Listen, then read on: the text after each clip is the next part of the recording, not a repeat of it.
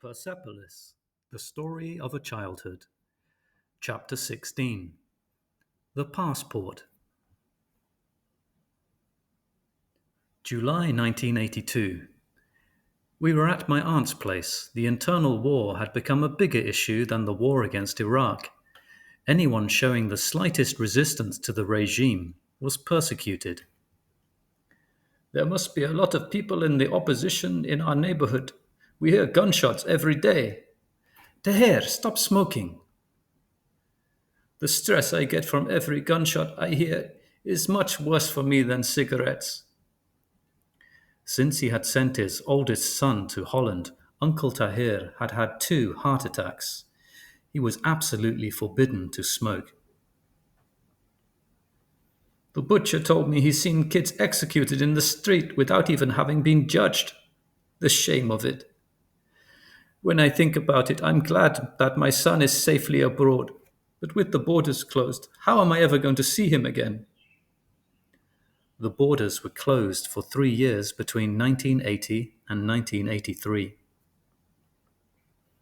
How many times did I say to my wife, "Come on, let's join him"? She didn't want to. She invoked her country, her family, etc., etc. Anyway, I'm already 59, but those poor 20-year-olds who get slaughtered, they kill me. They kill me. My Uncle Tahir was so sad that it hurt to look at him. No one dared say a word.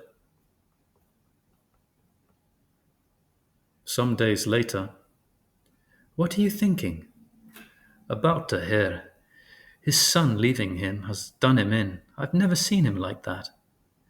Can you imagine a 13, 14-year-old child alone in a country where he doesn't even speak the language? Shh! At 14, you don't need your parents anymore. Get real. Up to a certain age, you need your parents. Then later, they need you. You'd be better off without the nail polish. You could get arrested. I'll put my hands in my pockets. Pretty stubborn girl, huh? Where do you suppose she gets that from? Sometimes it scares me how blunt she is. It'll help her later on, you'll see. I'm so lucky to be married to a man like you. You're so sensitive, the kindest man on earth. How can I be insensitive to the woman you love? Bring, bring. It always rings at the wrong time.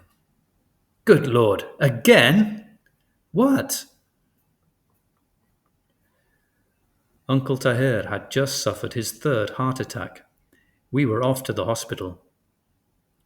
Red Crescent trucks were pulled up in front of the hospital, calling for people to give blood for the war wounded. There were so many of them. "Give blood! Give blood! Give blood!" I felt both angry and embarrassed. Once inside the hospital, I felt even worse. "I'm looking for Mr. Talishi's room." "Talishi, that's 342, 3rd floor, at the end of the hall to the right."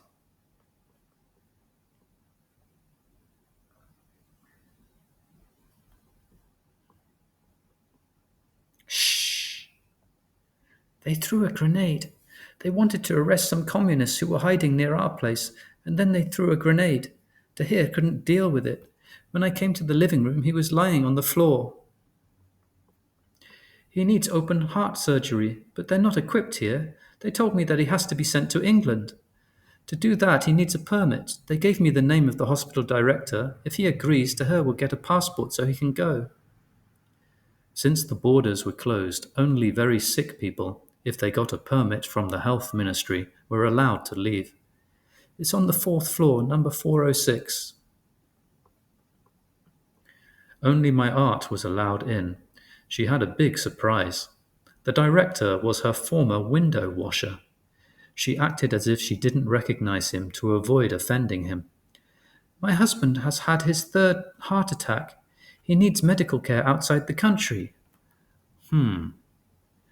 "We'll do our best. If God wills it, he'll get better. Everything depends on God."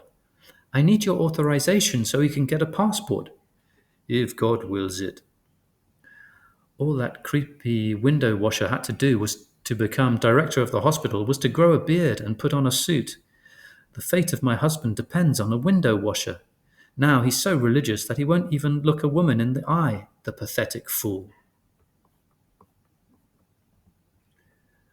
After the director, we went to see the chief of staff, Dr. Fati.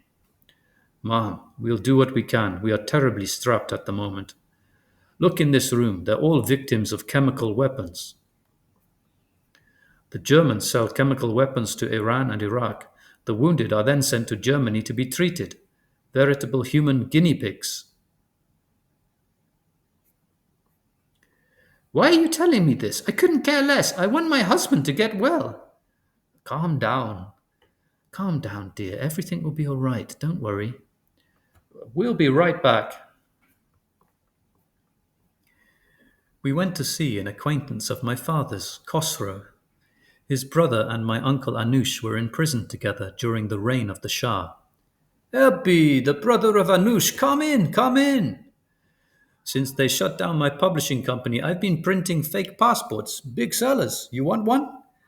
Not me, my brother-in-law. When they let him out, my brother started going to counter-revolutionary demonstrations. He told me that the chief of the new executioners was his torturer in the Shah's prison. He saw it with his own eyes. He said, Khosrow, I can't take it anymore. I made him a fake passport and he sought political asylum in Sweden. Look, Ebby, a whole month's work just for the stamp. How much time will it take to make a passport? A week.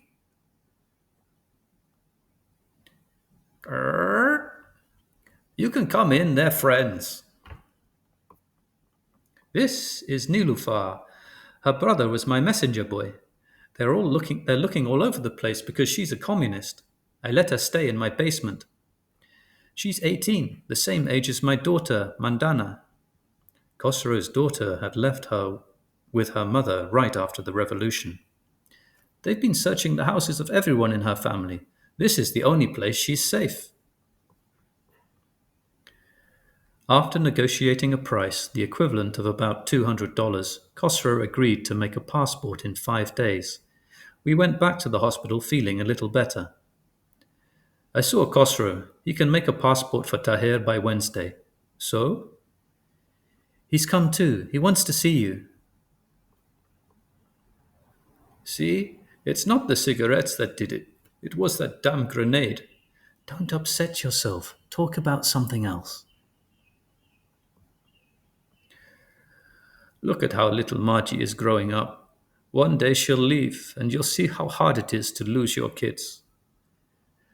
I have only one wish, and that's to see my son again, one last time. 2 days later, Nilufar, the 18-year-old communist, was spotted, arrested, and executed. Khosrow found his house ransacked, fled across the mountains to Turkey, and sought asylum with his brother in Sweden. He never got to make the passport. 3 weeks after these events, Uncle Tahir was buried. His real passport arrived the same day. He never got to see his son.